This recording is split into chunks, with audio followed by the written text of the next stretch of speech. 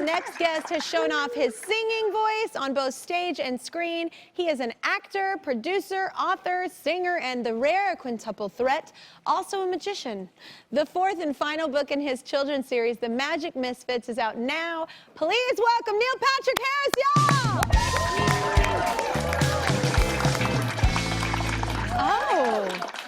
Oh my gosh, get in your nose. Hi, Kelly. What an entrance.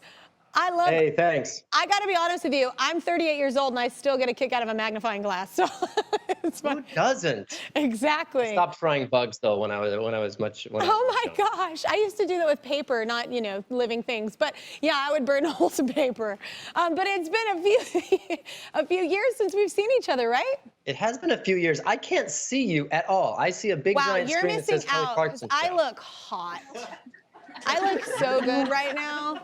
You are missing. Bummer. Is there any way on my Zoom land I can? You should probably there figure you it are. out, Neil. Yeah, exactly. Oh my You're gosh! welcome. What?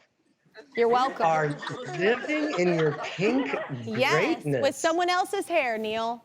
But it's fine. I almost wore that. Yeah. You'd probably look better, you jerk.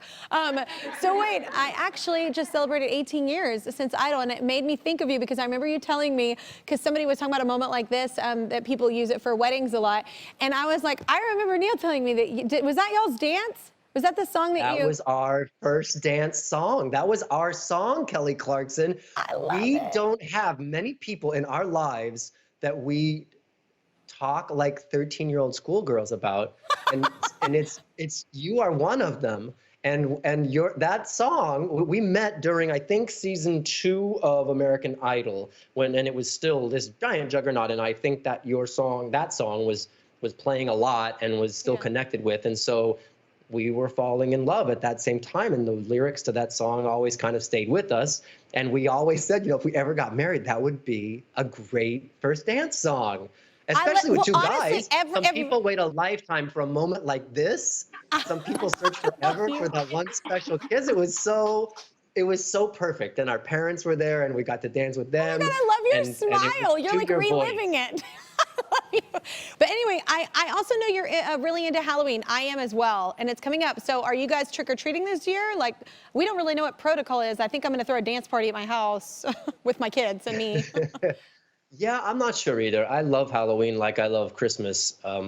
Maybe more so in certain ways because I don't have to buy a bunch of gifts, but maybe less so in certain ways because I don't get a bunch of gifts, although candy counts.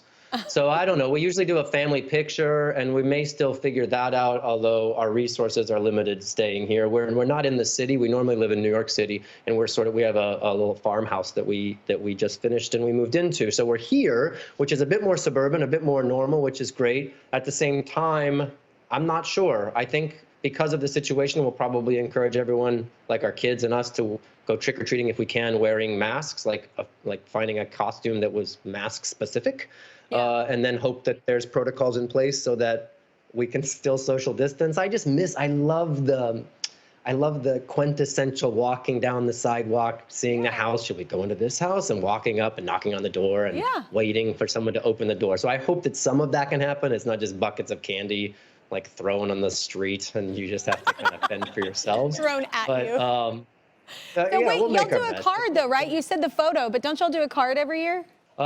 We sort of release a picture, like a Instagram-y picture of us in some sort of fun costume. So we did it really when the kids were much younger, and then we just keep doing them every year. It's fun for me to do a little Photoshoppy here and there, and that was, the Haunted Mansion at Disney. How can you not do that one year? So we have an idea, but it's not going to be quite as outlandish, I don't think, as in years past, but I do like to keep the spirit of Halloween alive any way I'm able. Oh, I think it's so fun. I'm like not even about a party unless it has a theme. So obviously I love Halloween. This is such a great book. So this is the final book in your children's series, right? I was asked to write a middle grade fiction book, and I said I'd do it if I could write 4 of them. And I wanted to write about magic, and I wanted to write about kids because I have 2 of them and I love the former. And so I wanted to write something that had to do with real magic because I love magic, cards and coins and illusion, not Potter magic and wands and wizards and things like that. And so that's what I did. And each book chronicles one of these 4 kids that lives in a fictional town called Mineral Wells. and each book is through the perspective of one of those kids. And so we're at the 4th book. It's a girl named Ridley Larson. Yes. She's a wheelchair-bound, awesome, amazing chick who is all about transformation, turning one thing into another thing. You see, the book even looks like a playing card.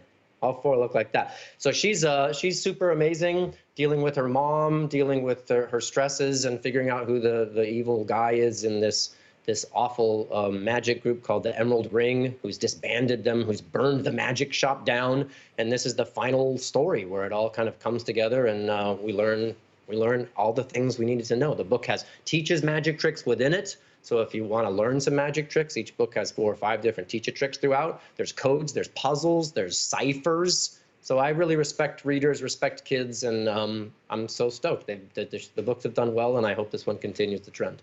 Yeah, no, it's obviously done well, and how innovative. That's so cool to make them like a part of the story. They get to learn stuff from the book and like kind of be a part of it. That's really cool. Definitely. Yeah. You like magic, right? I love magic, and I actually heard I'm a child when people do magic in front of me. It's annoying. But you also created a magical board game, I heard. Is that real?